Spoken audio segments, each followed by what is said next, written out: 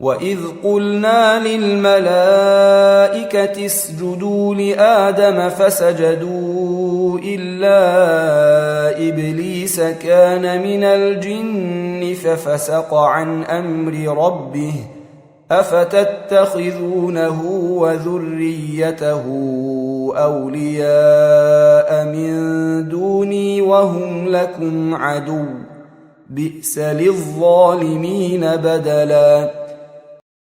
যখন আমি ফেরেশতাদেরকে বললাম আদমকে সেজদা কর, তখন সবাই সেজদা করল ইবলিস ব্যতীত। সে ছিল জিনদের একজন। সে তার পালনকর্তার আদেশ অমান্য করল। অতএব তোমরা কি আমার পরিবর্তে তাকে এবং তার বংশধরকে বন্ধুরূপে গ্রহণ করছ? অথচ তারা তোমাদের শত্রু। এটা জালেমদের জন্য খুবই নিকৃষ্ট বদল।